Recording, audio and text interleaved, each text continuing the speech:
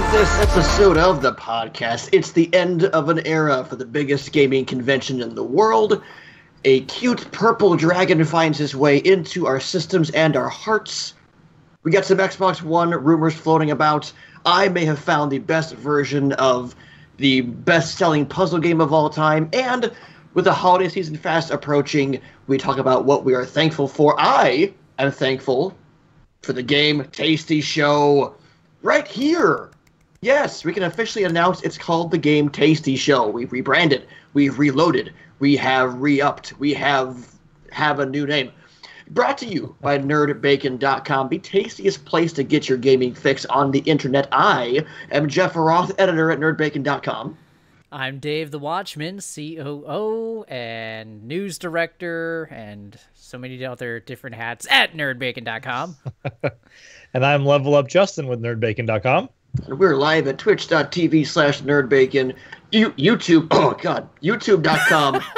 I just choking on my intro there. It was so awesome it couldn't get out of my He's also part cat, but he'll pop up hairballs every now and then. Twitch.tv/NerdBacon, run Mixer.com/NerdBacon, run the NerdBacon YouTube channel, and Smashcast, as well as all at Smashcast.com/NerdBacon, I think it is. Of course, on the go, on audio form, Spotify, Anchor, Stitcher, Podbean, whatever. Fellas, indulge me for a second. I want to start with a song. Oh, my. All right. Uh-oh. A timely song to go back to what happened over the past weekend. Oh, okay. Should we take guesses as what you're going to play? No, I'm just gonna sing this a cappella. Oh, there we go. Give credit where it's due on Twitter to Ref Pat Savino on Twitter. I found this and I thought it deserved the light of day. Pat Savino, you're a gentleman and a scholar. When your ass is released, so you buy your own seat, that's amore. When you're thrown to the floor, escorted out the door, that's amore. When you stand up and shout and security throws you out, that's amore. Don't even make it on air or get to keep the commemorative chair, that's amore. That's brilliant. That is a brilliant song. Who was that wrote it? It's at Ref Pat Savino is where I'm giving the credit to. It's where I saw on Twitter anyway. Fantastic. Of course, you're referring to the incident at Survivor Series, WWE Survivor Series, because I digress. We're all huge wrestling fans here. Yes.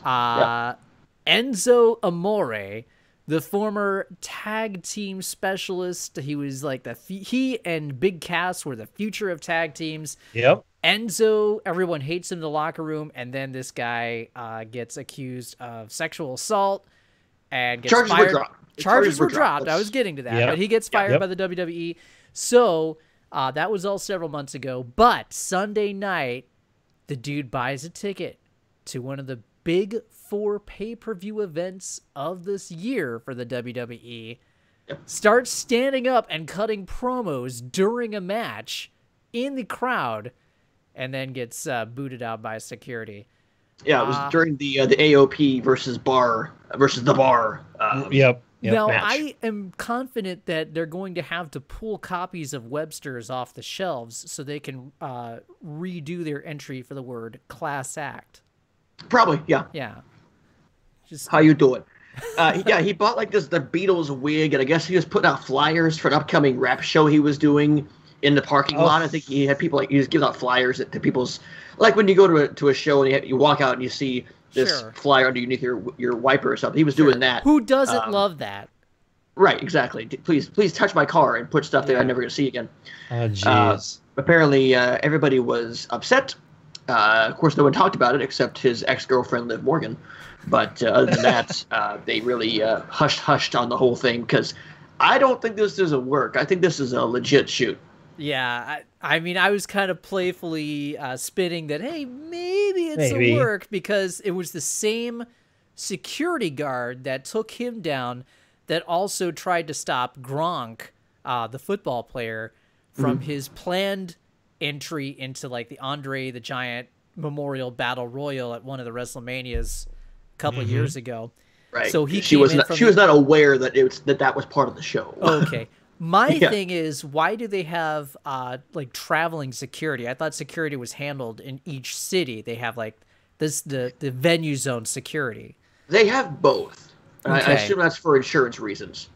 Gotcha. Every building has to have their own security company to take care of their policies, while WWE has their own personal security to do with their policies that the two can combine and go through like insurance gaps and what have you. I'm assuming. See, I never realized that, so that was one of the reasons I was like kind of Alex Jonesing over it, like, oh, what's this all about? Yeah.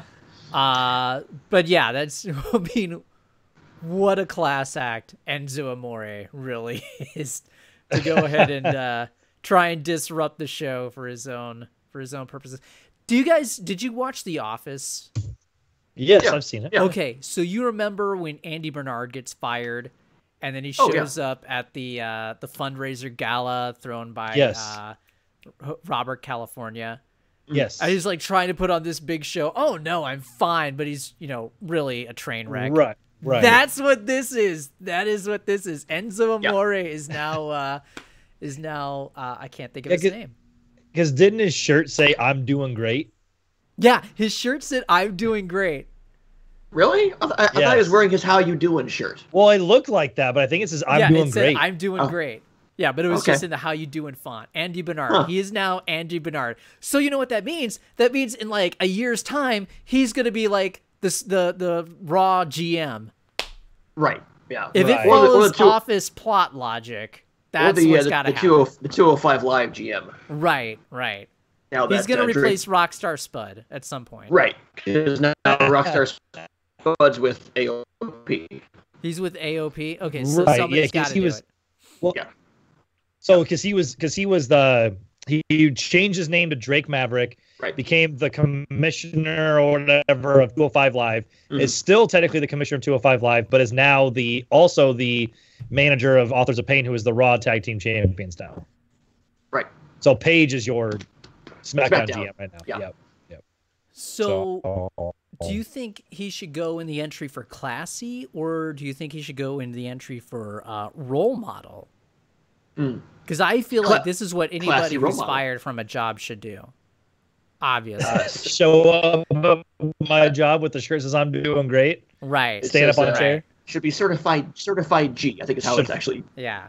So if I ever get fired, if somebody ever fires me from NerdBacon, I'm just gonna pop up in chats during live streams and be like, "Have you heard of this Dave Bacon thing?" Because that's what I'm watching. I'm doing fine watching. I'm doing fine. I'm doing fine. I'm so over you guys. That's why I obsess about you all the time. And you can't teach, and you can't hire that. You know what we should do? We should buy his new rap album under the name Enzo, N-Z-O, and we should do a listening party. His rap name, I believe, is Real One. I thought he changed it to Enzo, so small N, capital Z, small O. Did he? Really? Yeah. I have no idea. It was Real One, and then he changed it to Enzo. Just a classy guy. He's the type that a girl wants to bring home to mama. Well, anyway, let's talk about video games before we get off track some more. I want to work Enzo Amore into every conversation now. We'll try to find a way. Okay. We'll find a way. That's the bacon of the show. Is that so tasty? Is the Enzo. Speaking of end of an era, I'll segue. The Enzo of an era. Yes, the Enzo of an era. I see how you did that. Nice job. I'm proud of you. This is the gift that keeps on giving. It is it's the gift and probably the gifts that keep on giving. It's an end of an era for E3 because Sony announced they will not have a presence this year. Now E3, of course, is the biggest video game convention of the year. It's as old as the Sega Saturn is because they came out the same day. And there's always been, the eyes of the video game world has descended upon wherever it may be, whether it be in California or down in Atlanta. And Sony will not be there this year. And the internet is in an uproar. Kind of both sides of the fence. So obviously I have my opinions, but I've been talking for a long time. So Justin, Go ahead and contribute to this conversation here. And how do you feel about Sony and the PlayStation having no presence at the Electronic Entertainment Expo? Well, before I really go into detail about how like I personally really feel, like one thing I'll say is that if you really scour the internet, you can find some really compelling arguments for and against them dropping out or it being a bad thing or, like I said, a good thing. Part of it, it really kind of feeds into what we at NerdBacon have talked about, where Sony is going to possibly be revealing the PS5 next year and leading into that. They also, are conspicuously absent from doing a PlayStation experience in next month, which we have talked about as well, because earlier when they first announced that, we thought that was a big deal. And then they announced this, and this is just as big, if not a bigger deal, because like Jeff was leading in and saying, E3 has been going on 24 years, and they've been there every year. So for them to drop out, my initial reaction was of shock and as much as I know we've talked about whether E3 is going to continue to be relevant, and if it's dipping in relevancy at all, the basic thing that came to my mind was it still is the one event every year where everybody's eyes in the industry is, while it's not the only event, it seems like it's one of the biggest, if not the biggest event where everybody's eyes are on the industry. Sure. So it really makes me wonder how smart this move truly is. I've heard everything from Sony's taking a knee on the end of this generation. They've won. They're running out the clock, to it being a great decision because they're just going to do their own thing and they can steal thunder and they can do their own thing and it's going to be just fine because they are the top of the mountain and, Sony can do what they want to people thinking like what we think. So it's really interesting to hear, also your guys' opinions, because in my honest opinion, my initial reaction was, what a dumb decision. Like, it's been a year of dumb decisions for Sony, it feels like. And to really just kind of sum it up as best I can without going too long-winded on this, and letting you guys tell your guys' opinions as well.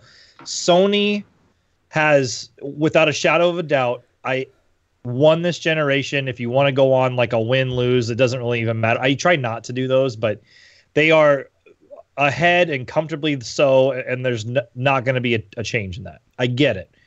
But it feels like Sony's showing some arrogance here. Like, we don't need E3. Now, it doesn't mean that they can't come back to E3 because they're still listed on the ESA like website or whatever as a partner. So they could always come back, but like in 2020 or whatever. Sure. But does this mean that they are going to do some sort of like inside Xbox kind of style thing or a Nintendo Direct style thing? Because when in doubt, if we look back at PlayStation and their show at E3 2018 and do we have to? No, we don't have to. But when you look and you think back about it and the atrocity that it really was, and granted, we're not the only ones thinking this way. Right. And I don't try to be negative. Like, I'm not usually a negative Nancy. I'm usually pretty positive for the most part.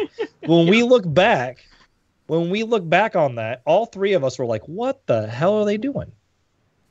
And maybe they're like, okay, maybe we need to regroup. Because it wasn't like PlayStation Experience at the end of 2017 was really great either.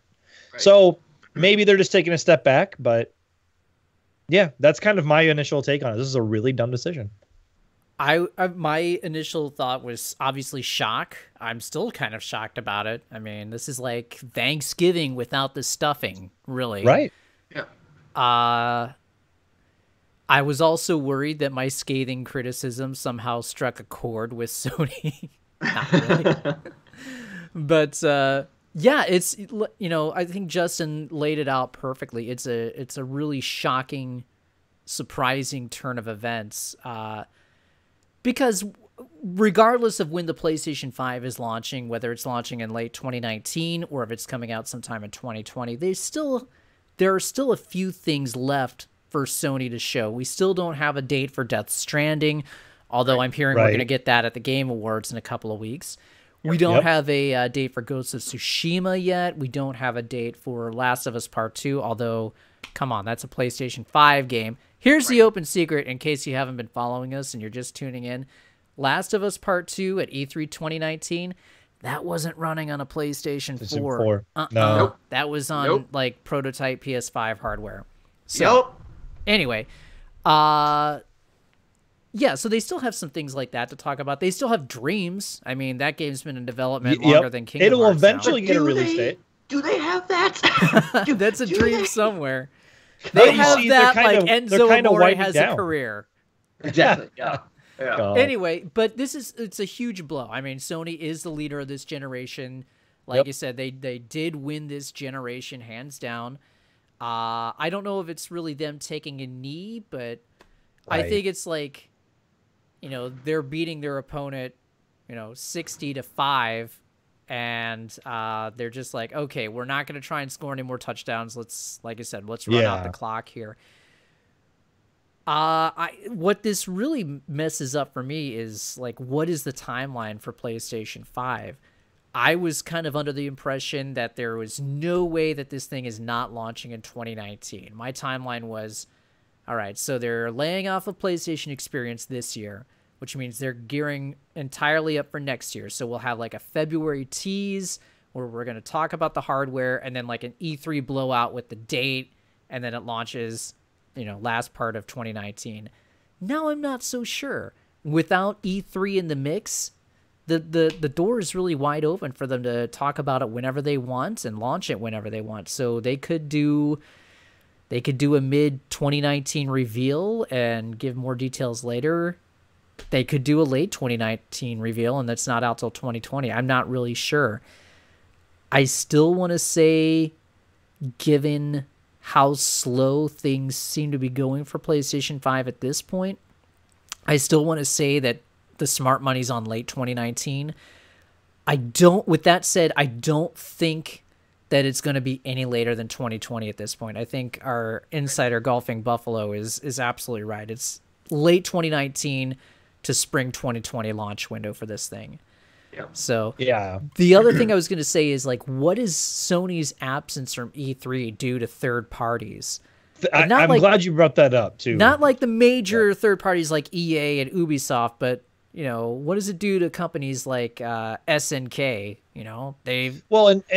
And there was a discussion I was listening to about this subject, and that was brought up, even as far as like exclusivity deals. Like, okay, so Call of Duty has been on a Sony stage for the last couple of years, and while we may not all three be like the biggest Call of Duty guys, like I finally dove into Black Ops 4 a little bit, but it's a fun game. It's a fun game. Yeah, it's a great game. So I'm up here, not sure why. Yeah, I don't know why you're falsetto. But like, what does it do to stuff like that? Or like you said, like SNK, or really like some of those third-party games that would have the stage time, right, that they're no longer going to get. So it's a very interesting point of view to kind of look at as well.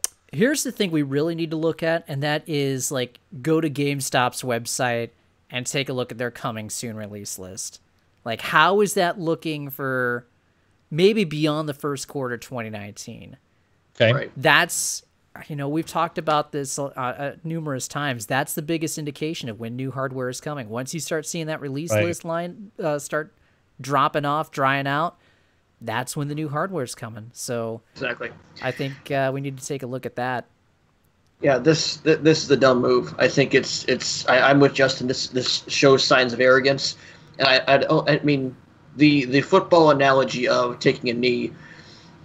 Sure, but also your competition is right on your heels. Microsoft is doing all the right things, making the right plays to where here in a bit they're going to blow past you.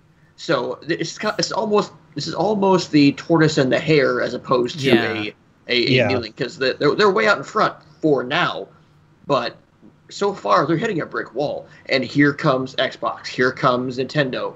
Just gotta take this some stuff away. If I'm Microsoft, I'm happy as hell that Sony's not there anymore. So the entire stage is theirs, and they and Nintendo have a working partnership. As far as they've already been swapping out characters for different games and stuff. They already had that communication there, that friendship there built in. So right. There's no competition now. It's the Microsoft show now, basically. Xbox has free reign of E3, and now what I could see Sony doing though is, let's say, because E3 is usually in June, July, that area. June, yep, usually like that middle of June, yeah. So I could see them in, let's say, April or May, having a PlayStation Experience style show to announce their PS5, and take all the wind out of E3. Before it even starts. That's a very good point. Yeah, we could get something like that in May. I mean, they could just pull out of E3 to say, hey, we're going to do this before E3 to show we're better than you, to get out in front of the competition. We're doing it our way, screw you, and then they're announcing the PS5 right before E3 kicks off. Yeah. In any event, it's from a fan perspective, it sucks because E3, it's a Super Bowl. It's like, all right, we're going to have the Super Bowl, but we're going to play it in a high school field, Right. It's just not the same. Well, and we talked about, off the show, of course, but we talked about how that's like the 1 week where a lot of us would take time off. Right, right. Like I get so many weeks of vacation from my normal day job, so like I plan a week off during E3 for that reason. Yep. Mm-hmm. And, while I'm not saying that everybody gets that luxury, like people travel to that show, and that's part of the thing, is like you get to go to these big showcases. And, even if you're like us and didn't care for Sony's from this past E3, like they were still there, and we still got to see stuff from the games that are coming. But, a lot of their releases are kind of tapering off, and we're seeing a lot of telltale signs that we are getting, to the end of this generation and getting ready to ramp up for that PS5. I wouldn't be surprised if we get some sort of like announcement early 2019, like we've talked about, and maybe like a countdown to a reveal. They reveal it close to E3, like Jeff said, and then that kind of gives us a release date or a tentative, like, whatever in 2020, because to kind of pan that out. But would it steal? The question would be, for me, would it really steal all that thunder from E3? Because, like you said, E3 is still looked at as the Super Bowl, as the one that in gaming that we all look forward to. Because you got to imagine, like at E3, all eyes are still going to be on that, with or without Sony. Yeah, it's just not as special without Sony. Sure. It's the way you look at it too. So if Sony's not there, you go into E3 with all the questions about what's Microsoft going to show, what's Nintendo going to show. Right. If Sony announces the PS5 right beforehand, your train of thought is, what will they do now that Sony did this? So now instead of going in blind and having them be proactive, you are now saying, what will they react to now? So you're going into E3 with a different mindset. Yeah, that's true. That is true. Well, because, and like you said, another thing with Xbox, and while Nintendo may not be there in the showcase form, they're still coming in the sense that they're they have their directs and they're there or whatever. But like you said, Xbox can literally just now they could have a 2 hour. Well, I mean, their shows aren't too much shorter, but they could have a 2 hour event and literally be like, we're here for you, the fans. I mean, they've already kind of came out like that little, like, jokester off the side, and there was that tweet that went out there and was like, we're going to be at E3 2019 or 2019. So like they're still going to be there. Well, I hope they move back to a weekday instead of doing it on Sunday. Yeah. Let's just move out of that. Let's shift it back up so we don't have it on that Saturday. And then because they could now. It wouldn't. Yeah. Maybe this means E3 is shorter now. Maybe E3 is now condensed into a smaller time frame, as opposed to, hey, it's 3 years long now. I kind of hope Microsoft takes the Sony slot. Back off of Sunday. That would be amazing. Yeah, they should take off that. Yeah, and because then once they have it and Sony tries to come back in for 2020, they can be like, no, it's our slot now. Back Do in you the think line. This is the beginning of the end of E3? No, not not maybe the beginning of the end of the way we know it. Yeah, in its current form, probably. But maybe not. It's not the beginning of the end total. I think it's too big of an event. Yeah. You still have to have some showcase. Again, you have to have something for your shareholders, for your stockholders, for your people who invest in the companies. You have to have some showcase for them, and it's also for the fans. Any more recently, it is so. You still have to have this in some capacity. You have to have this kind of showcase. I agree. And, if E3 can survive the 3 years that they were in Atlanta or the 3 years that they're like, no, we're just going to be a small little thing and we're going to be at a bunch of different hotels like at the end of the 2000 era before the teens. Remember that? That was stupid. Anyway. That was stupid. Well, and that's the thing. The outrage wouldn't be there if this wasn't a big event or a big thing.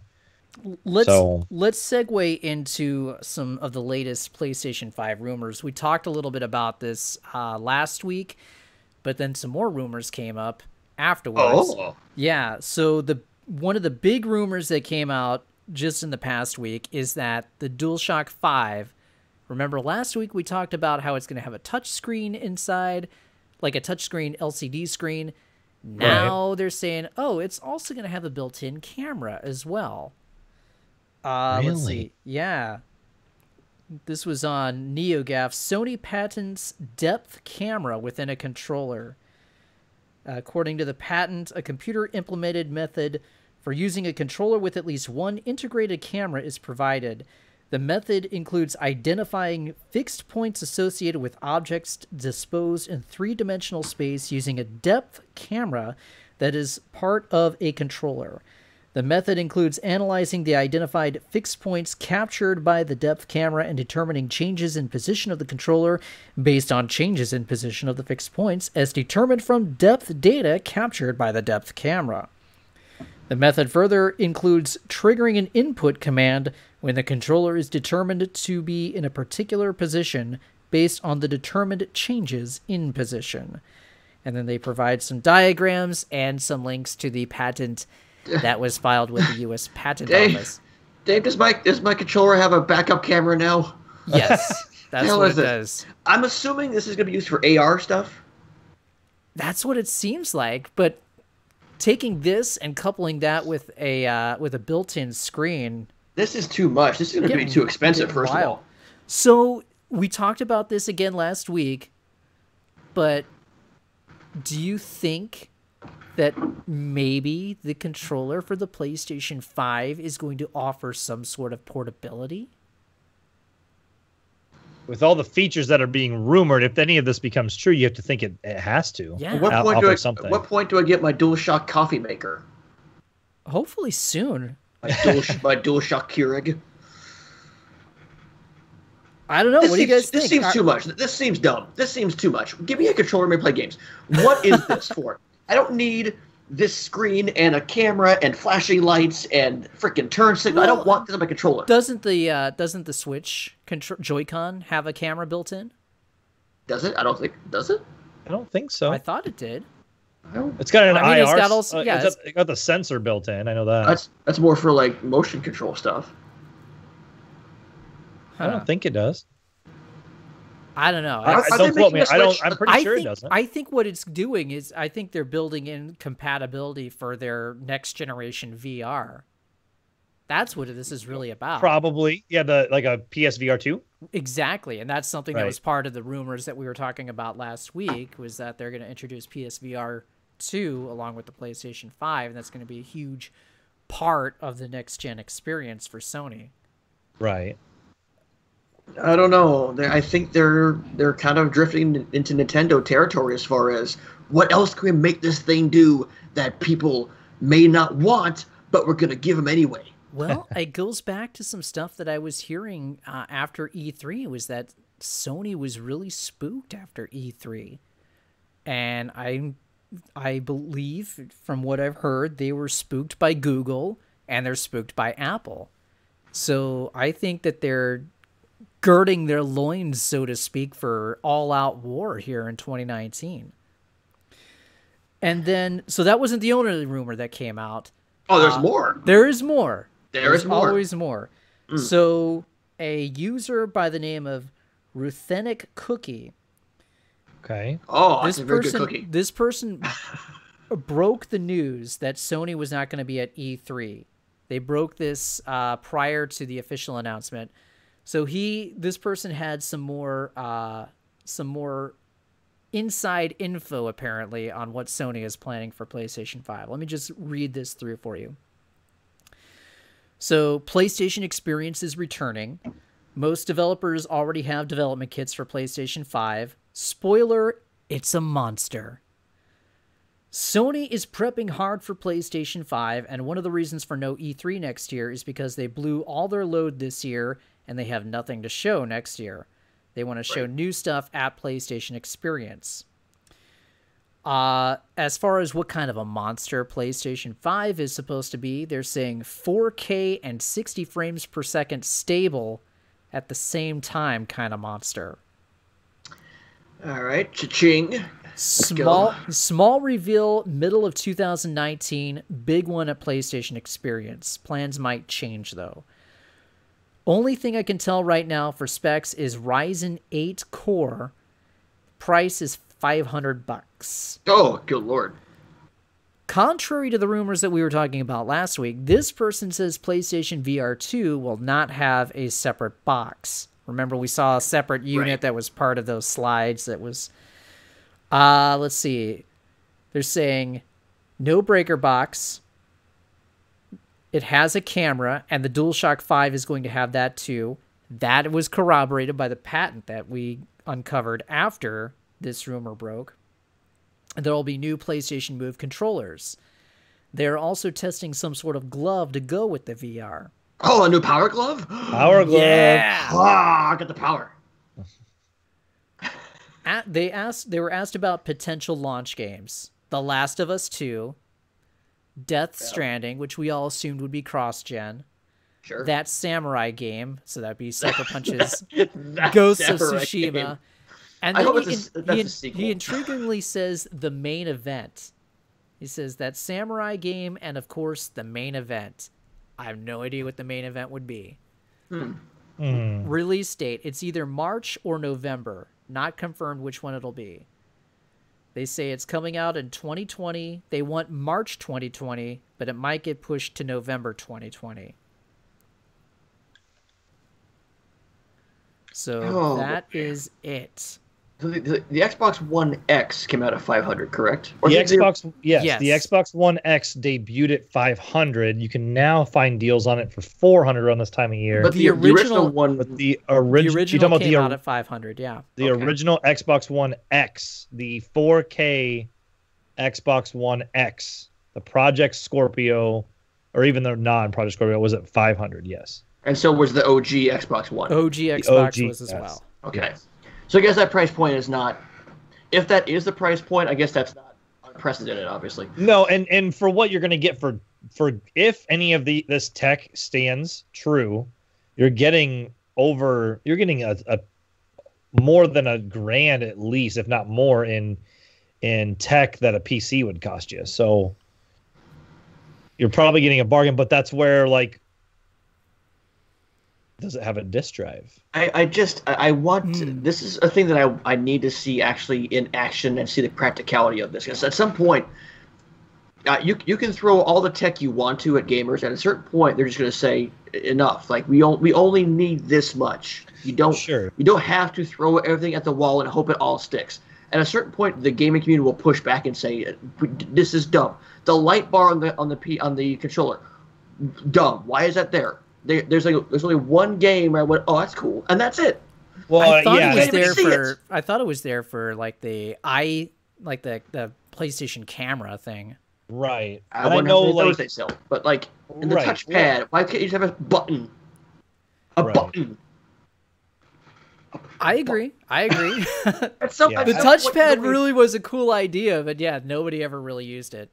No one utilized it. They should have. At some point, you're getting too complicated for us to carry anymore. At some point, we have to have a happy medium here. And so if they're going to put all this stuff into my controller, it must be practical. It must still be comfortable to hold, and something that I want to actually see in action. Right. Well, and I think the big thing that's going to tell is So all the talk about the Xbox One X when it came out was the 6 teraflops and how great and how much of a modern gaming marvel it was going to be, the most powerful console ever made. Sony's going to top whatever that was. Well, yeah, and that's just the march of technology. That's just exactly. Yeah. So it's going to be more. So you have to imagine that the price is going to reflect that. So then it also makes you wonder what Microsoft's got under the hood, coming. As Enzo's well. Got to drop that belt. How you doing? And the thing, and obviously, like I said, Microsoft's going to obviously come out with they're already a hardware giant. They're going to come out with some sort of hardware that's going to rival, if not beat it. And then, but like you said, at some point, it's just got to be like, okay, first off, does it work?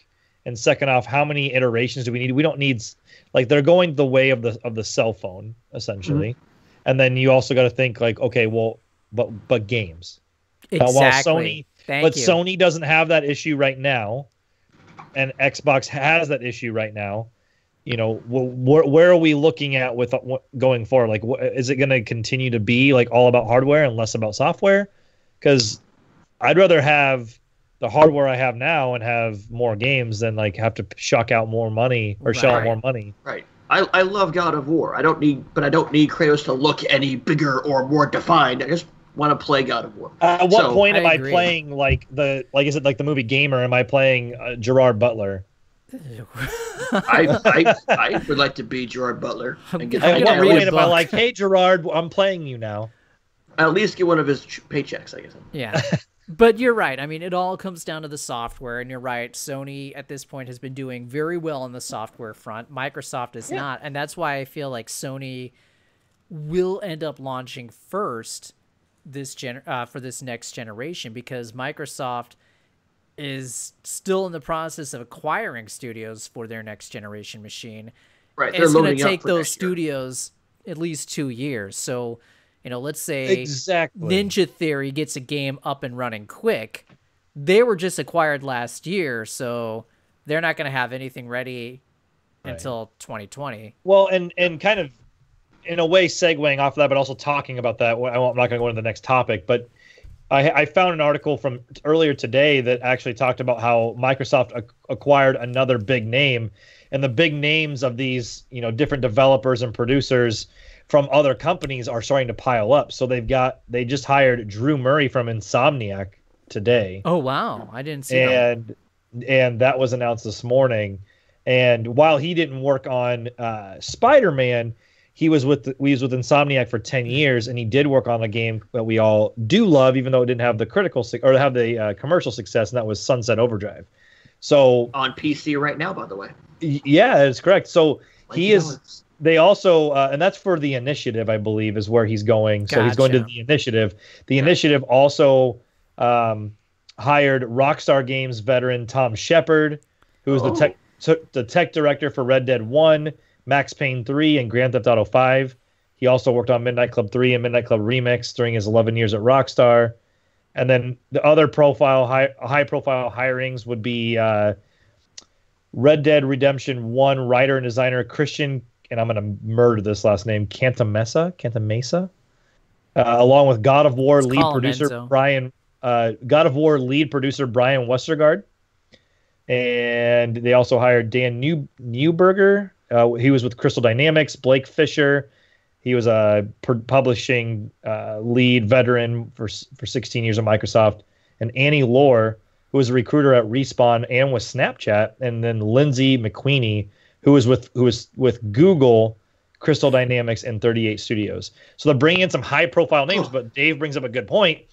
When we just had XO18 or XO18, you didn't have any big, earth-shattering announcements, and a lot of it's because the studios they're hiring need time. Right, and now they're gonna have free reign in Los Angeles next June to make those big announcements. And we might see a hint at next gen at E3. Yeah. But you probably won't see, like Dave was saying, you might see some hints at some of what they're working on, but they need time. Like, these games take time. Right. Especially nowadays with the 4K HDR 60 FPS and all that. It takes time. But you can at least throw like a splash screen, a teaser, a title card, just say, hey, well, they're going to have to. They're going to have to do something like that, because the question has to be asked. Microsoft has been coasting for the past couple of years. How much longer can they coast? They can't really coast all the way through 2019 on the first-party software output that they have right now. It's just not possible. Right. So they've got to have something big ready for. I don't know if they're coasting per se. They're just when you're only releasing 2 major titles in a year. Well, they're doing 2 and still this well off, and still I think their focus is different. Their focus is different. Absolutely. And yeah, they're loading for the next generation, and so they don't have to do a Microsoft AAA game every month, because hey, we are here's what we're doing behind the scenes to load up for the next generation. Right. But with proper planning, you still are able to kind of soften that landing before the next generation. That's what Sony's doing right now. They've just had good planning and an abundance of studios. So that's why at the end of PlayStation 4, you got God of War, and then you're going to level off with, Days Gone. And then Death Stranding, Ghost of Tsushima, and Last of Us 2. And I know those are going to end up on PlayStation 5 at some point, but you still got that level off. And you don't have that with Microsoft. Level off, Justin. I think part of it, too, is that I think when you look at the numbers, while they're not doing as well as Sony, they're not doing well. Like, Microsoft and Xbox is actually incredibly successful, just maybe not to where they hoped and thought they'd be. And I think part of it is, they do have, and I know I have an Xbox One X, but like, you think about it, like, it's still selling well enough to make them profitable and successful. But Dave is right. They're not having the God of Wars, the Spider-Mans, the big first party AAA games that Sony is having. But I think a part of that is that they're still having a ton of success from the third parties, because they're just saying, if you want to play it where it looks best and it runs best, you can play it here. Yeah. And they're still getting a lot of that third-party success. Plus, next year they'll have like Crackdown 3 and Battletoads, so I guess they do have some level off Ori stuff. and the Will of the Wisp will be next year. Yeah, that's true. Gears 5 and Halo Infinite and stuff, but also at the Halo Infinite not next year. Nah, not next year. Well, I was saying like that's coming down the pipe as far as Gears 5. Right. They're loading up for sure. Like they're coming with that Little Mac load up. Like, you're seeing it. It's coming. Yeah. It's coming. All right, I'll take it back. It's not as dire as I thought it was. And what Microsoft I forgot can do about is a lot of those. what instead of Microsoft needing to hang their hat on the AAA software, they can say, hey, also, by the way, this box is an all-in-one entertainment box. You're not going to get that on the PS4 or the PS5 that we know of. Xbox can say, if you want all your entertainment, all your Netflix, your Hulu, your YouTube, your internet, whatever, it's all conveniently right here in this box. So we also have some awesome games to go in this. But their marketing strategy has been, we have cool games, and also for entertainment purposes for the non-gamers. Well, and I'll kind of hopefully help segue a little bit here, but didn't they get backwards compatibility. Going with that strategy at the they at the did. start? You're right. At the very beginning, at the start, they did. But look how much of that has came true, and has really actually benefited them in the long run. And we've seen a lot of what they said was going to happen actually happen. Just people were so like against the change. They were in the beginning. Microsoft was ahead of its time. Correct. So, and then you add in the backwards compatibility, which, I know it's rumored that the PS5 is going to have all that backwards compatibility as well. But you're seeing that now, and they're continuing to push. Like, if you want games, just keep, we're continuing to bring like these old ones too that you can play, as well as some of these new ones. And while we don't see a lot of the new ones now, you're seeing all those old ones that are starting to, also filter in. So it's they're building a very large ecosystem, whether you have a disc or not. They also, that's a good segue. I just want to say they also have Game Pass, which is like a huge thing. It's the best deal in gaming. Yeah. It's the best thing in gaming. Yeah. But Jeff, I was going to say, I wasn't disputing you with that. I was arguing to illustrate your point. Thank you. My point must Devil's be made. advocate. Be made. Well, and they're having. I was getting your back. I was getting Enzo would get Cass's back, right? There you go. And you're he seeing wasn't more and more knocked out on the ropes. You're seeing more and more partnerships with, like I said, you're seeing more and more partnerships with, like we at E3, for example. Like I don't think any of us were predicting Devil May Cry to be shown on this Microsoft stage. Not at all. Now, while it's awesome, like, what else are we going to see? Like, it's just a matter. I think there's a lot of good will, a lot of good intentions being put together by Papa Phil and the Microsoft team and Team Green over there. That's really starting to show, and you're seeing it in the community, whether it be the fans or behind the scenes. All right. And maybe these trips to Japan are paying off. Because of me, we missed a good segue. Let's back up here. Let's back up. Justin, go for it.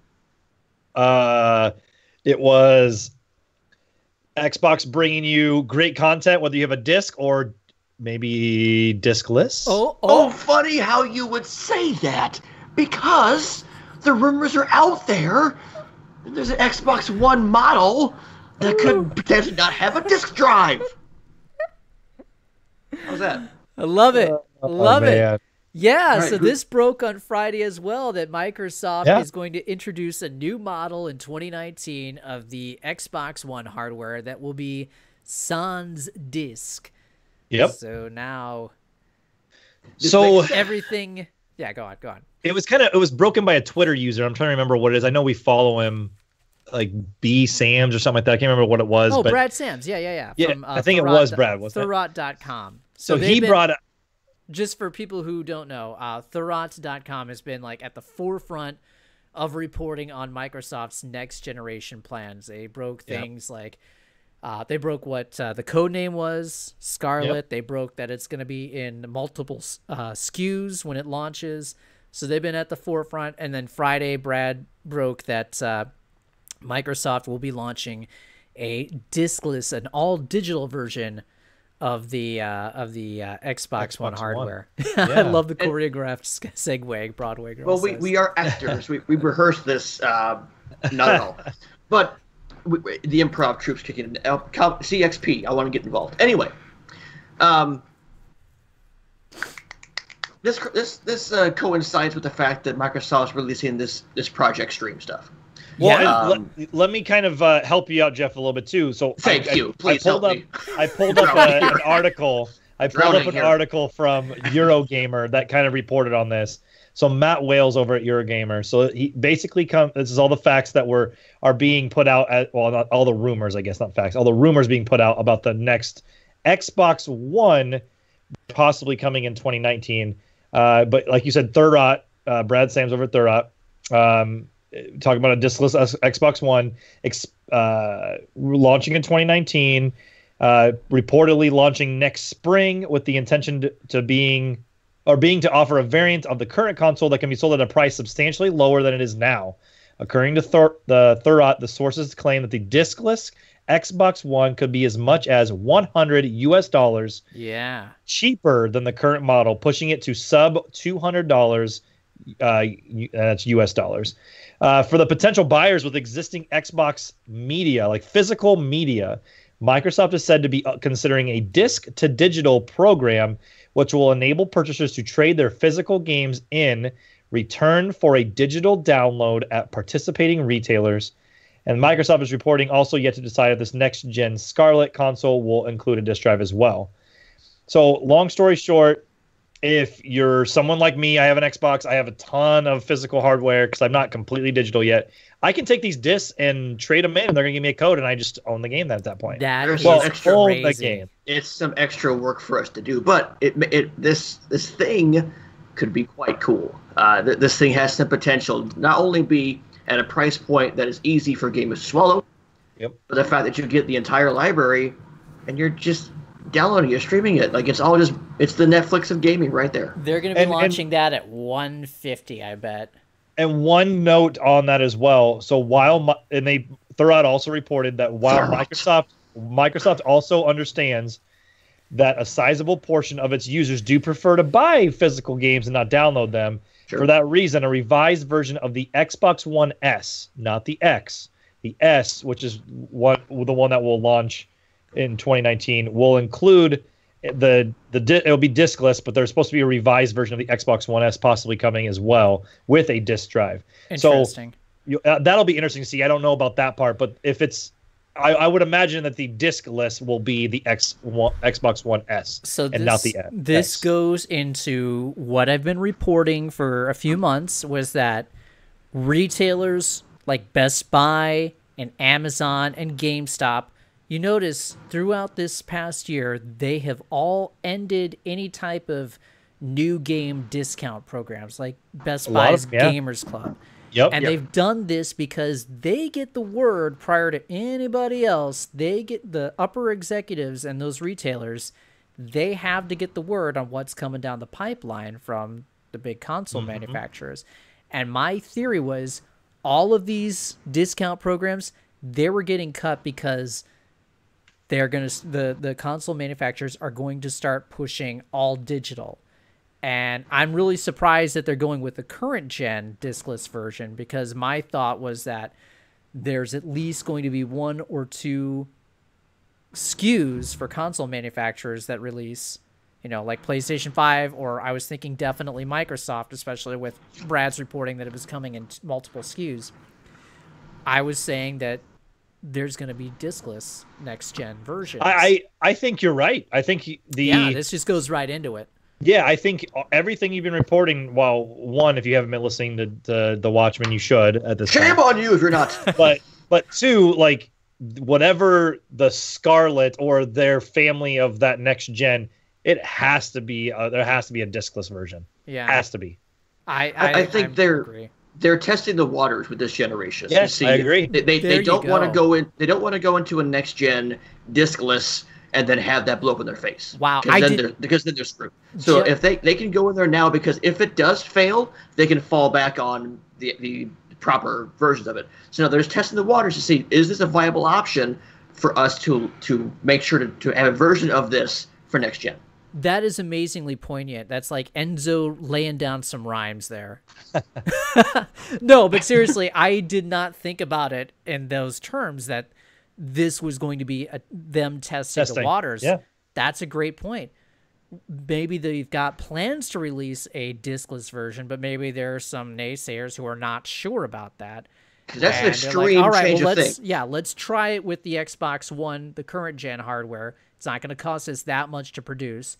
We got Game Pass. We can push that. That's a really astute point, man. You're also seeing games. Yeah. You're seeing games get collector's editions without the disc. You're getting that's a great collector's point edition with just a code. Oh my God. I didn't think about that. You're now seeing like all of that being prepared. And so all this groundwork is being laid. So my question would be to you two gentlemen. Right under my nose. Right. It was all there the whole time. So my question to you two would be, if a PS5 or a Xbox One, their next generation, if it comes out with a disc versus a diskless, while I know we're all kind of old school in that sense that we all like our physical media to an extent, would we save the money and go diskless? It depends on 2 things: price point and what's the size of that hard drive going to be, because exactly 2 terabytes fills up pretty quick. Yep. Especially when you got Red Dead Redemption taking up 100 gigabytes of it. So my big concern is what will it do to my internet data cap? Because there are a lot of companies, a lot of people out there that have data caps on the internet. So if we're streaming big games like Red Dead Redemption 2, let's say you're streaming that for days at a time, that's going to eat up a lot of that ISP. Well, I mean, you could. I'm assuming you can download it and then. Play it. You said, even downloading a game like Red Dead, it's 100 gigs. Yeah. Look at Halo 5, the Master Chief Collection, giant games. So. Yeah, the big thing is what is that hard drive space? Because I mean, I'm so used to just buying external hard drives and like external USB hard drives. I can do it again, but I'd rather not, not right away. Right. Like, oh, here's PS5. Here's a 500 gig. Well, there's 5 copies of Red Dead and I'm done. Right. Yeah. And that's the thing, you know, I'm looking for a Black Friday deal on like an external hard drive for my PlayStation 4. I definitely need one for the Xbox One, and I hardly play that. Oh. So I mean, like, it's not going to come in one that's less than a terabyte. I would say closer to 2 terabytes is probably. I would say what I have a feeling at. 2 terabytes going to be your base diskless model. Yeah. I would think maybe one, but yeah, you know, the big thing is value. You know, what is my price difference here? What am I getting by going cheaper? Is it worth less the money? But you have to imagine like a diskless Xbox One or a PS4 or PS5 or whatever the next Xbox is called. That takes at least, like the rumors are saying, at least $100 off the price, maybe a little bit more. And then you got to imagine they're going to try to cram as much hardware, like we were talking about with the PS5 and those rumors, into these things. So, it's all leading up to the Project Xtreme and Google's, you know, all those streaming services that are out there. Right. Whatever Apple decides to do. I mean, that's a dangerous shark in the water with their iPad looking as good as an Xbox One S right now. But and also, you think of if Sony plays their hand too soon with the PS5, then is that just as it Apple and Google is sitting there going, all right, now we know what to do better then. Well, and then you're talking. Dave just made me think of something. So he's talking about like iPads having like graphical capabilities like an Xbox One S or whatever. So then Xbox is coming out and saying, by the way, we've got Game Pass. You can get all these games on Game Pass coming to PC, and you're going to be able to stream Xbox games to cell phones and iPads and everything else. So they're just, again, laying that groundwork for a diskless Xbox One because you can play it anywhere you want. Yeah. By the way, we can have this box. You can sit underneath your TV, but when you leave, if you want to play it on your iPad, you can. Yep. And is Sony going to go that route and say, "Oh, just take your DualShock 5 with you and keep on playing"? But again, I think that's what with they're your gonna backup do. cameras and all that. Yeah. But the thing is, they're going to have to redesign it so it fits in a pocket. That's the thing, because you can't really fit your DualShock. Broadway Girl asks, "Will Sony and Microsoft keep track of what you buy? What happens if your diskless console dies?" That's going to be tied in. All of your purchases are tied into your network IDs. Yeah, just like it is now. Dear future Mrs. Watchman. So yeah, yes, if you get a new, if you have to, you know, replace your diskless PlayStation 4 or whatever, then when you go and re-register and sign back into your PlayStation Network account, then you're able to re-download those games from the PlayStation Store. It's like when I was just helping a friend who bought my brother-in-law's Xbox. He sold it. He doesn't play games much anymore, and he just was like, it's collecting dust at this point. He doesn't play games in general, so he sold it. And I was helping him factory reset it to kind of just give it to him fresh because it's kind of a Christmas present for their son. And that's the thing is, if I was to log into, say, Dave or Jeff, but either of your Xboxes, I could stay out of it. You know, don't let me in there. I got there. But like, you could go in there and I could download any of the games. That's why they have like that game sharing capability. Or if I go from the basement to to my living room upstairs, I have the different game systems. I can download that. So it's all tied into your network ID or gamer tag. Damn it, Watchmen. Why is all your library just nothing but Senran Kagura? Yeah. God, why am I playing Barbie games? Why is there so much SNK heroines? God, I heard the Watchman spent 1,000 hours in Lucky's Tale. Oh, no, I thought he hated this game. No, he's a closet Lucky's Tale fan. Hey, I thought Dave hated this game. He got 120%. I want to segue into something that we didn't have on the list really quickly. Speaking of tying stuff into network IDs, Nintendo, they released a video. What are you pointing at? I was doing the Watchmen thing. Oh, is that what I do? Shoot. Wow. I do that? And then Justin does the and now. And now. Right now. And now. I do the point. That's awesome. I love that. I love when people pick up stuff that I do that I don't know about. They just announced. Anyway, you're an actor. Nintendo just released a video which was very intriguing. It was something that was along the lines of how to prepare your Switch to be sold or traded in. Yes. Yeah. So they're talking about like delinking your hardware from your Nintendo Network ID, making sure that's all done before you trade it in. And I'm like, for what? Why the hell would you want to trade in a Switch? You can't be wanting to trade in your OG Switch for, a Smash Switch, because it's just a Switch with something on the box. Right, it's another Switch. Yeah. Right. You're getting ready for Switch S, you dicks. Oh, you sons of guns. I mean, that is just like sly, but not so sly. It's like a guy sneaking in and putting a bunch to Survivor Series and passing out a bunch of Enzo flyers. That's amore. Yeah. I mean, I had a buddy of mine ask, like, should I buy this Black Friday for a game system? And I told him, I was like, I'd almost just wait. Like, because if you buy, like, I'm not saying like wait until the next gen, but like wait a second, because if you buy a Switch, for example, like they're gonna have an iteration here sooner. Don't buy a Switch at this point. No. If you've got a couple $100 burning a hole in your pocket, go get that Spider-Man bundle.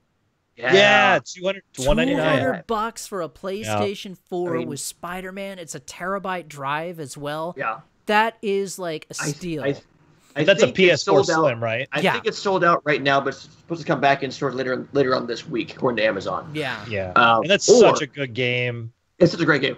I need to finish that. Such a good game. Also, get a PS4 and get a PSVR bundle. They're really cheap for Black Friday. If I didn't have to buy a new stove, I would be so tempted to get a PSVR bundle. $200 and the best game on the thing is included. I want to get a PSVR for Tetris Effect. I'll get to that later. But. Okay.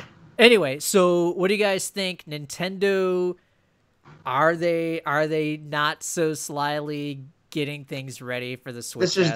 This is the world's worst secret. We know what's happening. Like, they're basically saying, okay, you got us. We're going to give you some incentives for the upcoming Switch Pro, Switch S, whatever it's called. It's coming, but here's how you would do this for when this thing comes out. Like it's so funny because people laughed and commented on my work so hard when I was talking about in my 2 pieces how Nintendo was working with retailers behind the scenes to develop an aggressive trade-in strategy program for those who want to trade in their base Nintendo Switch for the new Switch S. And I got laughed and ridiculed and called fake news by, the self-described Nintendo defenders out there. And here you go. It's happening. It's freaking happening. So EADUMFs. Eat at Dunkin' Donuts. Yes. Yes. Most fancy people. You know it. I got you. Just chop it. Anyway, all right. I'm done. Justin, do you want to talk to Spyro? Sure. We got the Spyro Reignited trilogy just came out. People are loving it. It's $40 for 3 games, the original 3 PlayStation 1 games, remastered, and it looks tremendous, by the way. It looks beautiful. It really does. I'll be right back. Where are you going? Talk. Jeff's got to step away for a second. But so Spyro, the Reignited trilogy just dropped this last Tuesday, so a week ago today. Also in this past week, we had Fallout 76 and the Pokemon Let's Go games drop. So there's been some pretty decent titles drop. The reason that we talk about this, not because I've played it, but because in some reports over in the UK, physical sales were calculated, and this last week, and believe it or not, and this was actually pretty surprising to me, Spyro, the Reignited trilogy, actually trumped Red Dead Redemption 2 and Fallout 76 in physical sales. Wow. Now, it doesn't include digital sales, but it does top both the big heavy hitters that were coming out at the end of the year. With that said, if Pokemon Let's Go Pikachu and Pokemon Let's Go Eevee were one game, because they are 2 different SKUs, that would actually have been number 1. but because Spyro, there are two, they came in at 4 and 6. But Spyro was number 1, followed by Red Dead Redemption 2, Fallout 76, and then you got the Pokemon Pikachu, Let's Go Pikachu, FIFA 19, Pokemon Let's Go Eevee was 6, Call of Duty Black Ops 4 was 7, Fortnite, the Deep Freeze bundle came in at 8. Didn't know that was a physical copy. But then you had Mario Kart 8 Deluxe came in at 9 and Hitman 2 at 10. Wow. Ooh. And this was in the past week, and this is over in the UK. Now, granted, this isn't here. I get it, but that's all right. Kind of a big deal because over in the UK, when Crash came out, Crash actually toppled the games at the time and was number 1 for a little while. So, it's really interesting colored because mascots. The UK, that's Rockstar's home turf. Exactly. Yeah. Yep. So the colored mascots coming in hard, taking out the realistic games. So you were worried about the timing of Spyro a couple of months ago. Yeah. So I'm glad that it's one of those things where you're happily proven wrong. Yes, I'm not saying that condescendingly. No, I'm happy. Yeah, I'm happy. Just a moron. No. Because they delayed it. They delayed it, and they put it right around the time between like Red Dead and Fallout 76. I'm like, this game's gonna get swallowed. No, but it's got two different such audiences. a nostalgia and an audience that it just. And I picked it up and took 4 days to power through the first one. So $40. I may have to. $40 helps out a lot. Sure, 3 games, and they're 3 fantastic games. Reimagined, HD, redone all the art, looks tremendous. I think it's 60 frames. It just looks gorgeous. What this will do, not only will this sell well, but this might have an impact on the upcoming PlayStation Classic. Spyro's not on there, I get it. But this will play into, hey, these games were on the original PS1. People will talk about, they'll wax nostalgic about the PS1, and man, that console was great, wasn't it? Oh, hey. You know what's funny is I had completely forgotten about the PlayStation 1 until you just mentioned it. The PlayStation Classic, I should say. Yeah. And the reason that I forgot about it was because a few weeks ago, a number of different outlets got hands-on time with it, and they're like, you know what? This isn't so great. It's an emulator, and they really didn't add anything to it. Right. Menus were kind of it's kind of a disappointment, and the hype for that just nosedived. So sure. Anyway, great to see Spyro is doing well. I didn't expect it to be number 1, at least in the UK. We'll see how it does in other territories, but strong sales. It's going to be discounted at a lot of different outlets for Black Friday, so great time to go pick up a fantastic remaster of some fantastic classic titles. I've only played the first one, and the love and effort they put into the first one is insane. You can still play the old music, but so that's the only real thing that lets you go back. Like, you can't hit a button and it goes back to like the old graphics or anything. Like, you can't do that like you could like for like the Master Chief Collection or whatever. Right. But like you could still like play some old music, but everything's really well done. It looks fantastic. It runs really well. I picked it up, and like I said, I powered through the first game, which isn't very long and not extremely meaty. So I know the second and third game get a little bit more in depth, but it's really fun to play. And if you're looking for some just mindless, like, hey, I just want to play something, but I don't want to necessarily like, cook myself dinner or train my horse or something like that. Like, you can do that with Spyro, and have a good time. And it reminds me of when games were at a simpler time. So exactly. Back in our day. If you really want to load up on the classics, there's also a bundle for Black Friday. Yes. It's Spyro Trilogy and the Crash Insane Trilogy. So 6 titles for $59.99 at some retailers. So be on the lookout. And where would we happen to know that these great deals? Like, how we know about all these great deals, Dave? It's on NerdBacon's Black Friday sales list, our guide to Black Friday 2018. It's been continuously updated with all the best deals from all the major retailers, so you should go check it out. I just updated it on Sunday with GameStop's leak, and they've got a lot of great stuff. GameStop waited as long as they could to leak their ads so they could undercut a number of different retailers and offer the best prices for games like Call of Duty. God of War is only going to be $17 over there. That's crazy. It is. What's more crazy though? Buy that game. Is that GameStop is going to be opening at 3 p.m. local time on Thanksgiving. That is disgusting. That is absolutely disgusting. It is disgusting, but that's the kind of consumerist society we live in. But I wonder, and where I live, there's a GameStop in a mall not too far from my house. But I wonder how that'll work because that mall is not letting any stores open until midnight after Thanksgiving. For that mall. So I wonder if that overrides GameStop. I bet it does. I think so. Yeah. I almost want to get into politics and run for the state legislature so I can try and pass a bill. So I can try and pass a bill that says retailers cannot be open on Thanksgiving or Christmas Day. Yeah, look, they're holidays. Be with your family. That's more important than buying a game. It's more important than anything. As much as I love deals, and I love deals so much, but it's so disgusting to expect your workers to miss out on Thanksgiving, because you are missing out when you're opening your store at 3. You got to show up at least an hour beforehand, early, to go ahead and get prepped for the store opening, because there's probably a lot of price changes that don't take effect until that day. It's just already a line out the door. Exactly. There's already a line out the door. You're going to have to staff up extra staff because you are opening in an afternoon time frame, so you can't have a light staff. You got to have a heavy staff.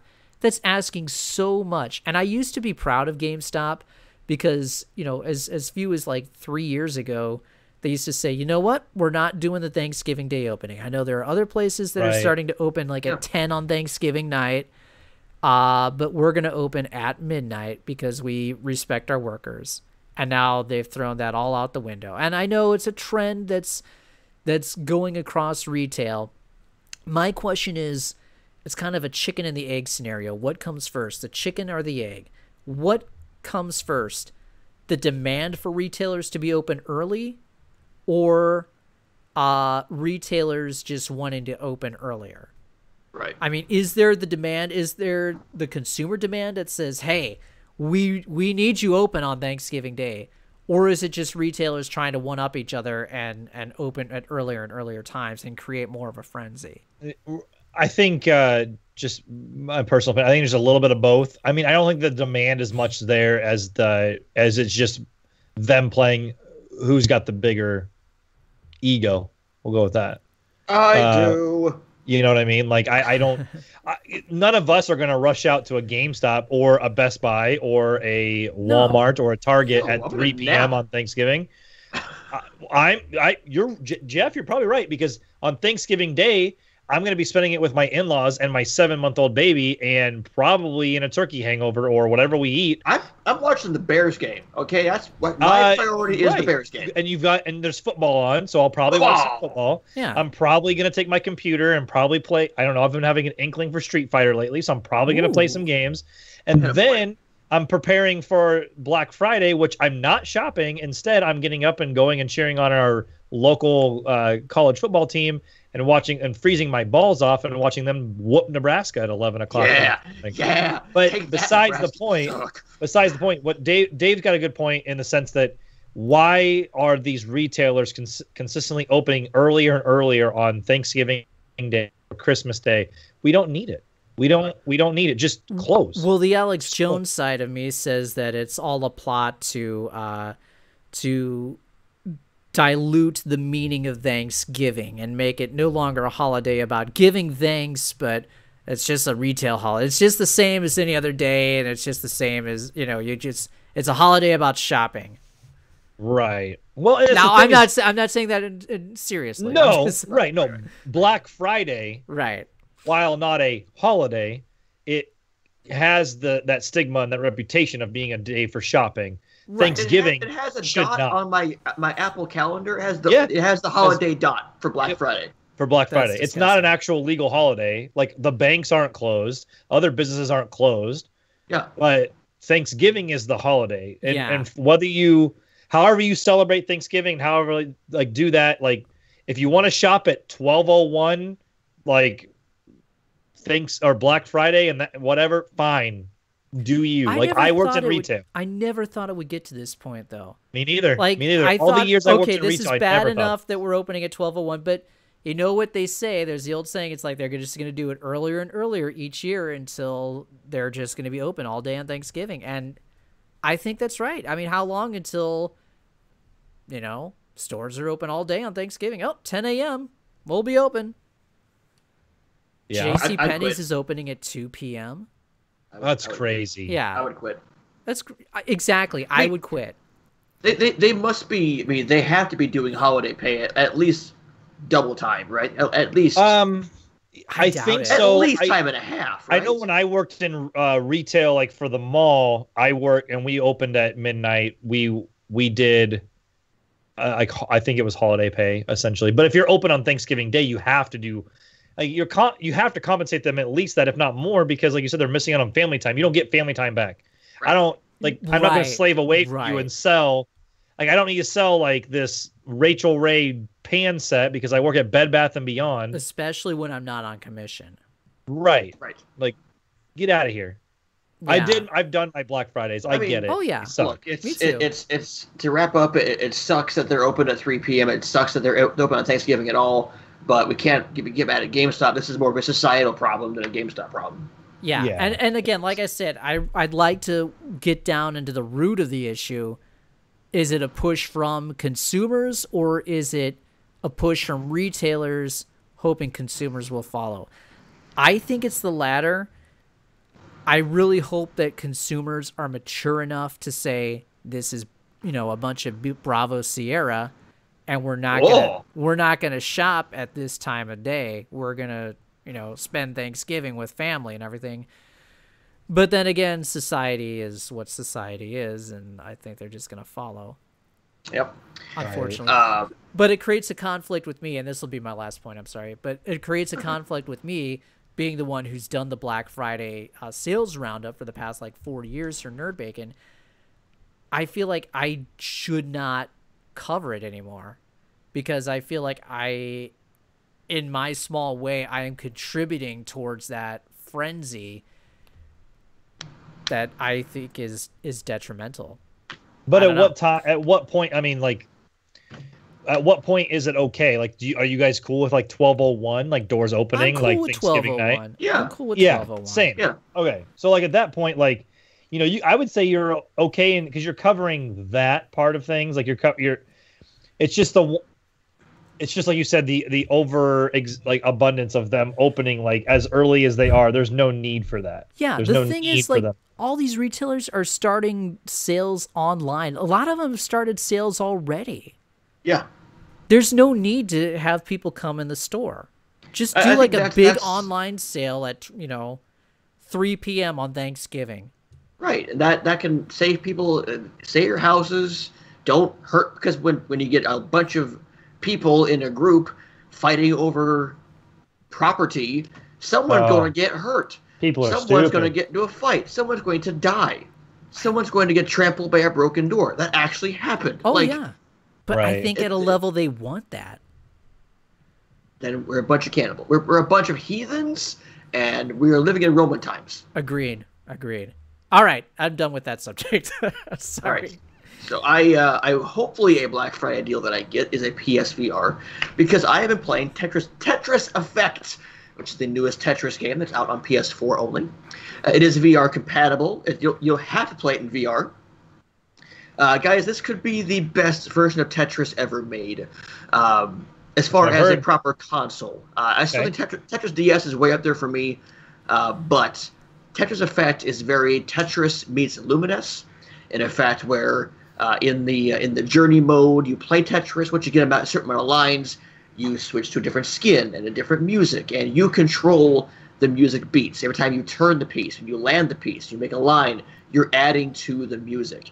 And it feels really cool. You get sucked into the soundtrack and the look of it.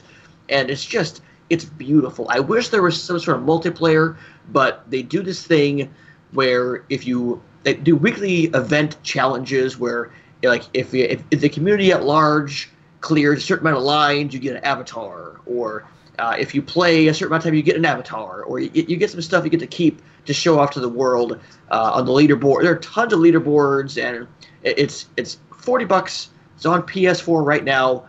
Would not be surprised to maybe see us come to Steam and Oculus at some point down the road. But as of right now, Tetris Effect, $40. It is the best way to play Tetris on a console. All right. Well, there you go. I've heard nothing but great things about it, and it looks fantastic. I thoroughly enjoy it. And as someone who loves that kind of music, and I love Lumines, I'm happy to see those two worlds collide. Nice. Yeah, I like I said, I've heard nothing but great things about it. It looks fantastic. But again, it's $40 for Tetris. At the end of the day, it's $40 for Tetris. $40 for Tetris is a lot to ask. Especially when you got to pay $200 for the PlayStation VR just to play that. Well, you can play it outside of VR. But it's not the same. It's not the same. You might as well be an Enzo Amore if you're playing without the PSVR. I'd rather not be. Yeah. Did you see what happened to him? He could not stop vaping. Oh, Jesus. So let's get to that out of the way. Tetris Effect is a great game. So, shall we get to? It's the holiday season. Let's be positive. It's the holiday season. Let's talk about what we are thankful for. Oh, yes. Things in gaming, things in the world, things that we're thankful for this moment.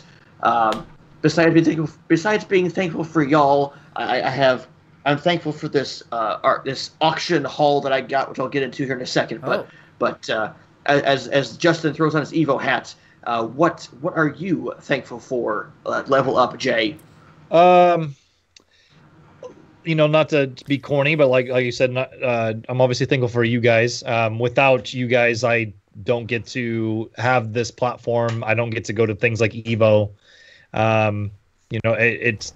This year has been kind of a dream come true for my gaming life and livelihood. I'm thankful for. I'll throw some other names and people out there. I'm thankful for people like Reggie and Sean Layden, and I'm thankful for Papa Phil. Yeah. Those are those three guys especially. Now I know Reggie's not like necessarily the equivalent in a sense, but those guys. One of the names that also comes to mind that I'm really thankful for. I'm really thankful for crap. Why am I blanking? Let me come back to that. I guess you're not thankful enough. I'm not thankful enough because now I've blanked on his name. I don't know why. I had it right there as I'm saying the names, but Dave Grohl. Well, of course. Enzo Amore. Yeah. No, Mookie Betts. No. Well, Mookie Blaylock. Mookie Betts. You're talking Mookie Betts, the AL MVP, World Series champion, All-Star, Gold Glover, Silver Slugger, and new father all in this year. Wow. Yeah. That's what I said. Yeah, that's crazy. But in general, I'm thankful for just video games as a whole because where can I release my Steam? Where can I escape reality? Where this is my platform. This is what I've chose to love and have as a part of my livelihood since I was like the age of 3. That's according to my grandmother when I really started playing video games. So, I'm really thankful for video games as a whole. I'm thankful for the ability to get to cover them, to get to play them, to have this ability at my age and in 2018 to be able to do this. So without it, I don't know. I wouldn't have as much happiness in my life. Well, you got baby Ori, and she brings you happiness as well. But... Absolutely. I was sticking with the video game stuff, but yes, I know. If I want to go into that suit as well. God, I hate that I'm blanking this because I know who I want to say. Oh, I will say one more thankful, and this is who I thought of it before I even I was searching for. I'm like, why do I not think of the name? I'm going to be a homer here a little bit, but I am thankful for the one and only Sakurai because without him, we are not getting the ultimate version of Smash Brothers. There you go. And that guy at some point is going to work himself to death. So thank you, Sakurai, for all you do. While we still have you. Yes. Yep. Mr. The Watchman. Hey. What do you feel like you are thankful for? Jim Sterling. There you go. There you go. Thank God for me. What am I thankful for? I am thankful for most of all. Well, not most of all. I'll start small first. I am thankful for physical media because hey, it's not going to be around forever. It's going away. Nope. Yep. And we already miss things like instruction booklets and things like that. Yep. Discs are going to go too. So I'll miss seeing all those lovely spines out on the walls, but it'll be nice to be able to clear some space off. But the nice artwork you get, yeah, like that kind of. It's just cool. It's cool to be able to go into a store and pick up and look at titles and stuff. Yeah, it's cool from when you're a kid too. Remember, like buying games just from the box? Oh like, you'd never heard of it before, but this looks cool. The back of it looks cool. This looks cool. I'll try it out. Oh, hey, why are you going to GameStop? Well, I'm going to pick up this game, but while I was there, this box looked cool, so I just picked up these other 3 games. Yep. Dropped $180. So I'm thankful for physical media. I'm thankful still for E3, because E3, you never know. Yes, it may not be around forever, but I love E3. Damn you, Sony. I love the opportunity that we get to view all sorts of big news in one place, in one glorious time of the year, instead of having things spread out in even more highly controlled corporate messaging than you have like in Nintendo Directs and stuff. I know we get a Nintendo Direct at E3, but there's still like the Treehouse at E3 and stuff like that. That just it's nice to have a time of the year that's just our time for gaming. Right. And I really worry that, with Sony pulling out of E3, you're going to get this movement to kind of break away from E3 and just go and have your own little thing where you have even more control of the messaging.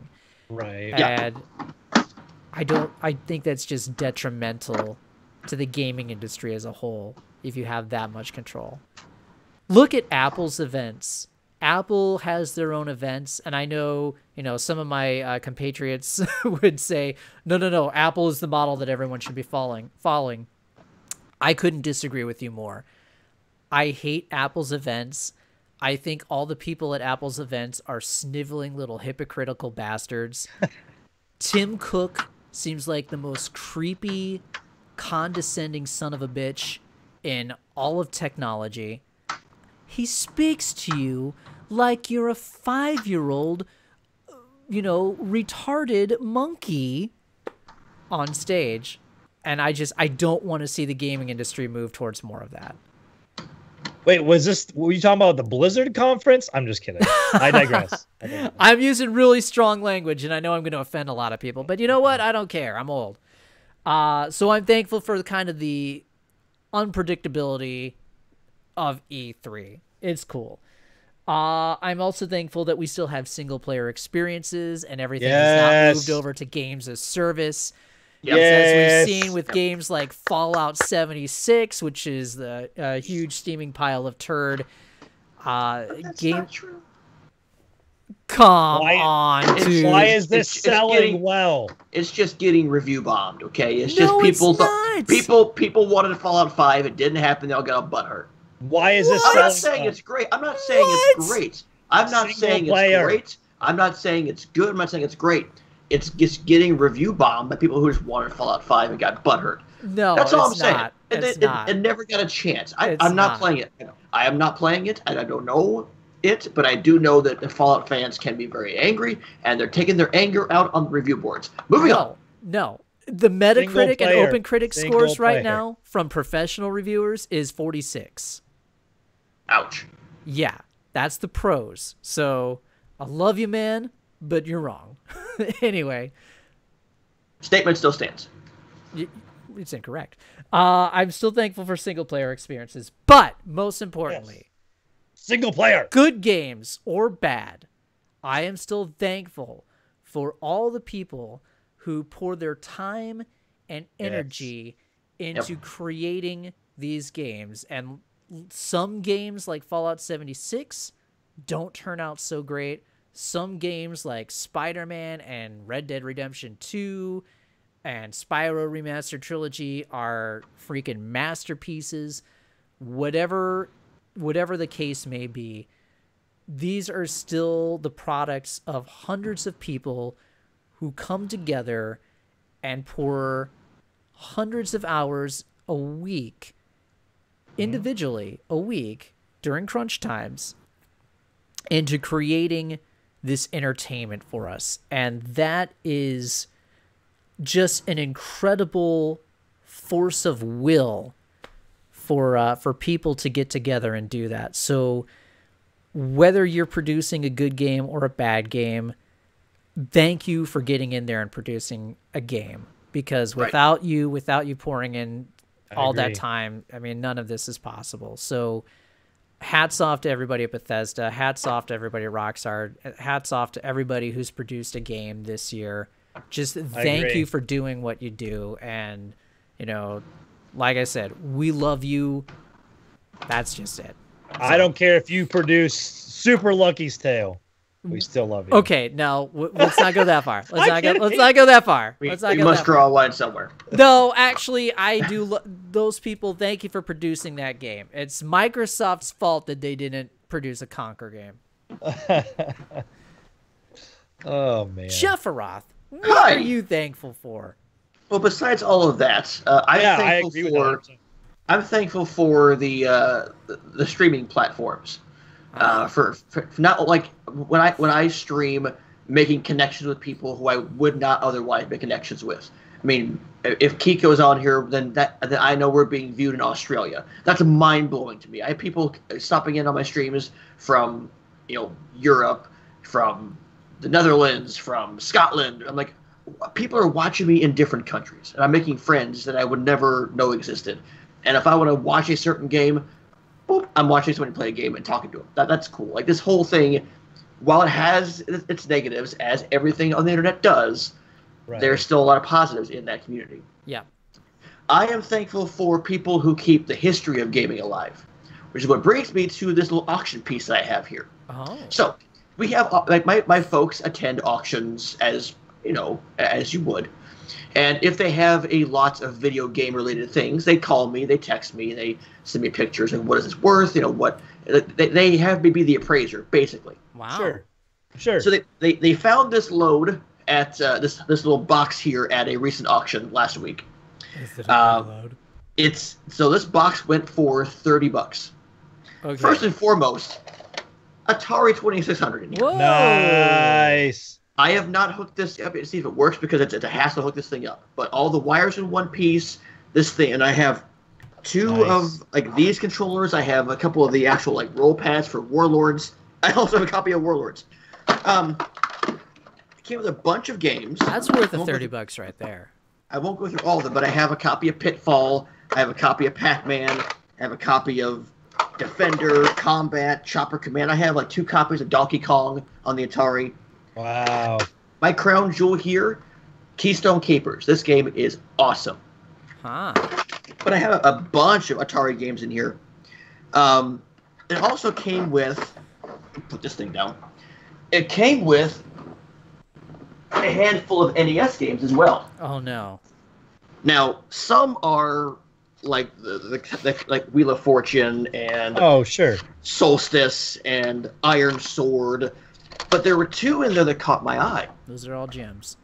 Because these 2 games were not licensed by Nintendo. Oh, what are they? I can't quite make them out. So Wally Bear and the No Gang. Wow. And Captain Comic The Adventure. Wow. These are games made for the NES without Nintendo's seal of approval. I would hide those because Nintendo might still come after you for those. Nintendo ninjas. This is what caused them to have the seal of approval. Wow, that's really sweet. So when I saw those, I went, get this load, get that haul. There's some good stuff in there. Right. These aren't going for like thousands of dollars, and they ain't going nowhere. It's in my collection. But yeah. I'm thankful for people who have these rare, obscure things and keep them in. I don't know if they work or not, but these are a piece of gaming history, and it's cool that people still preserve these, still hang on to them, and able to find the way to me. That's an awesome really cool haul. That is really cool.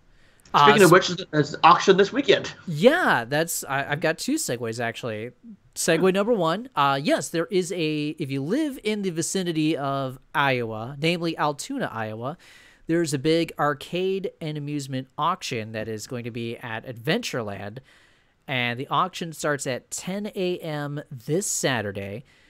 We were going to have on our buddy from Old School Gamer Magazine, Brad Feingold. He helps out a lot with this auction, but he wasn't able to make it tonight. He had some work he had to do, unfortunately, but I just wanted to plug this anyway because it really is a cool event. Like I said, if there's any way you can get down that Saturday, check it out. They usually have some really cool arcade games.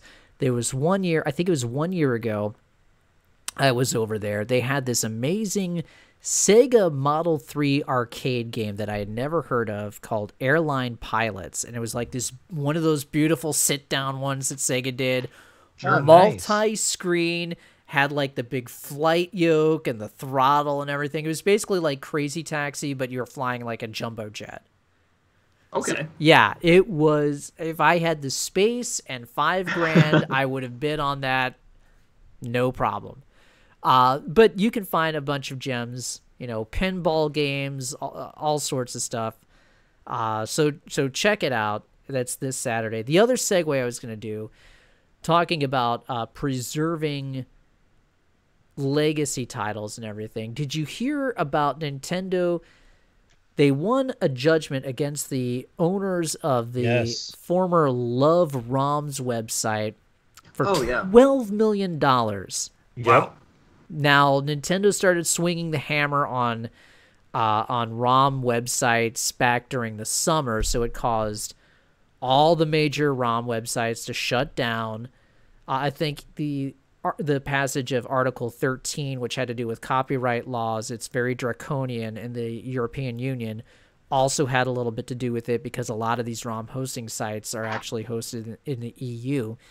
But one of the sites, the best one, Emu Paradise, also shut down. So Nintendo doing what they can to smash preservation. And I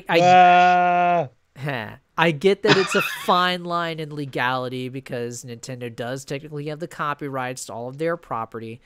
But at the same time, you're never going to get Simpsons arcade game re-released ever. Never. They did, though. On the Xbox 360. Is it still available digitally? I think so. I can look. Wasn't that Konami that did that? I don't know. I don't think they did. I don't think they did. I don't think they had the Simpsons license anymore. Well, the original one was Konami, right? I know that Simpsons Arcade was on Xbox Live Arcade. Okay, well, bad example then. Got you. You got me. But there's like a ton. But the point being, like X-Men, Children of the Atom, stuff like that. You're not gonna see that stuff. Don't tease me. Yeah, you're not gonna see the great majority of that stuff ever re-released because of licensing issues. Sure. Not only that, but the companies that publish those games, a lot of them are defunct now. A lot of them went out of business. Midway. Yeah.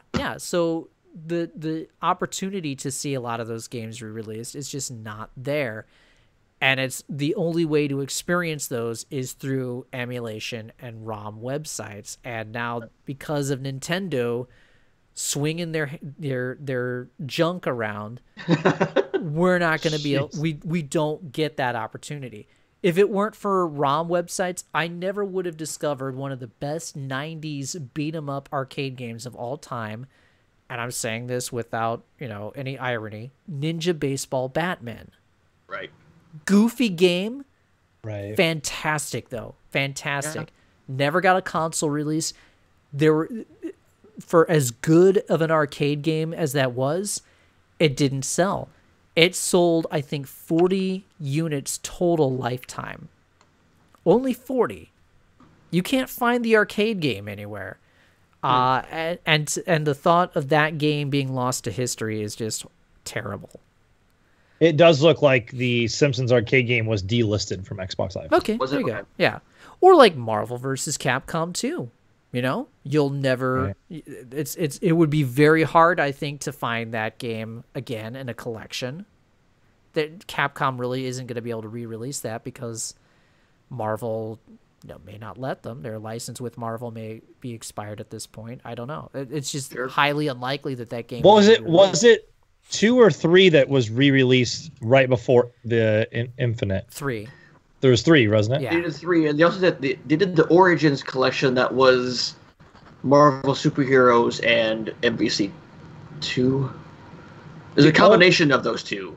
The only thing I would say too with some of these games are just our friends over at Arcade 1-Up. I know they haven't released any of this as definite, but I know that there's some inner workings. Maybe keep an eye on that. I don't know if they've got any ability to maybe revive some of these titles, but that'd be awesome.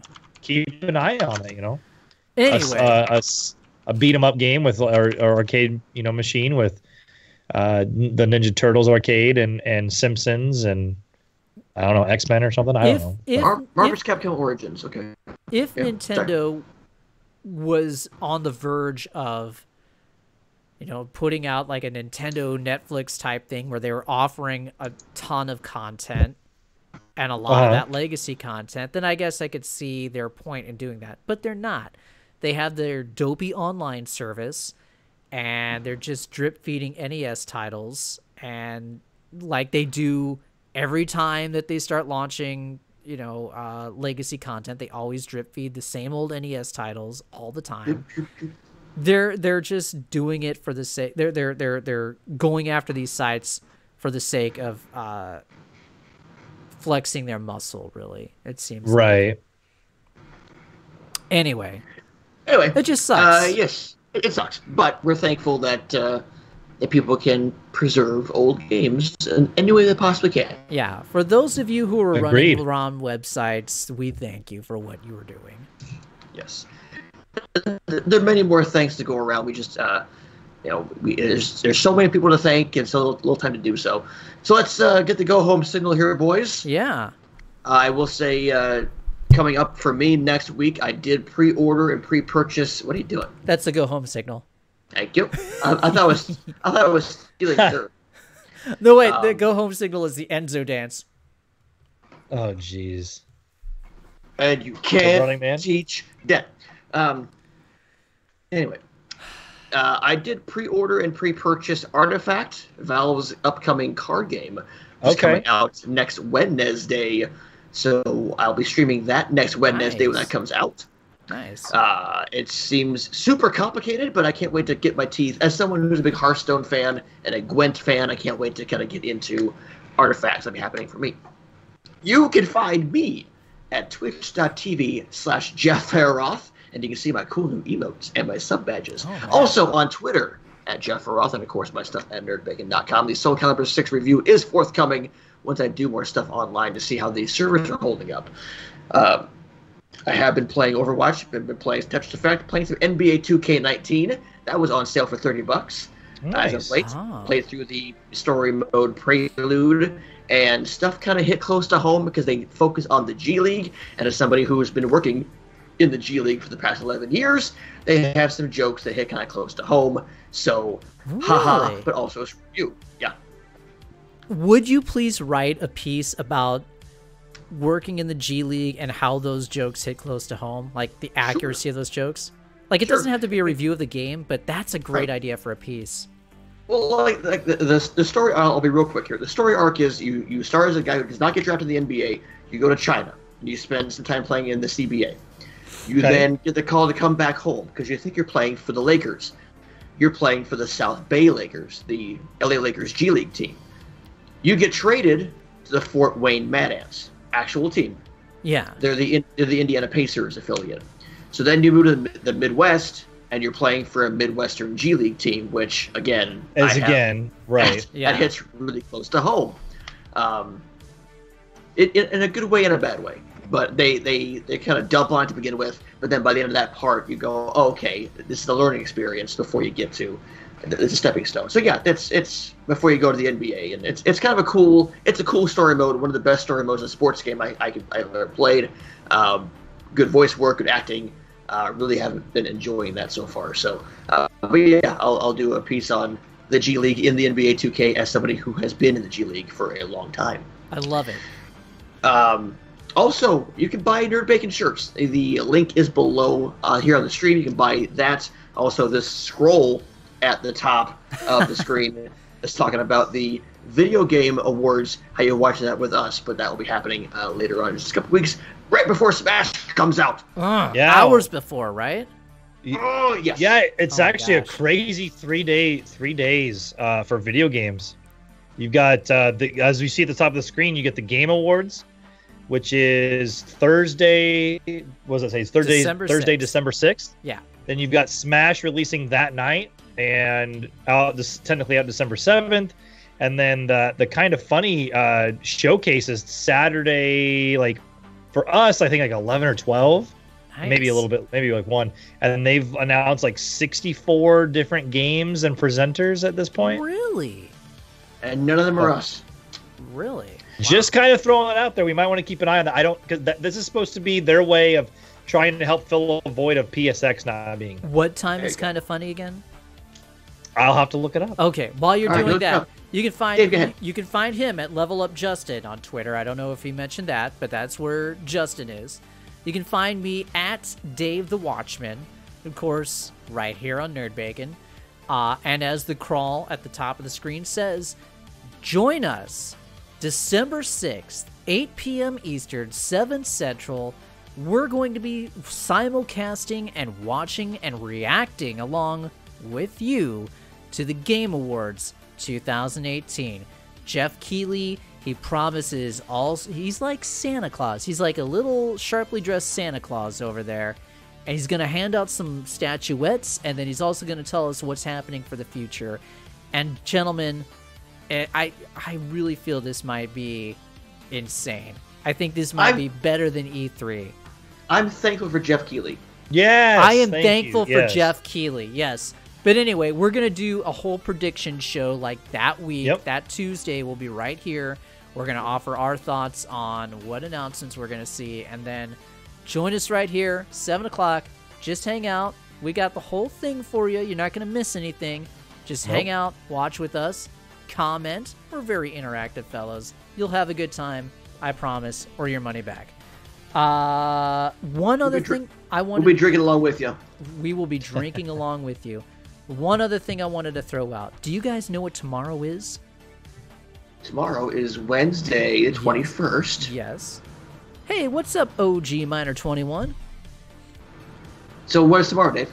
Tomorrow is the 20th anniversary of the release of Legend of Zelda: The Ocarina of Time. Oh, that's right. Can you believe that?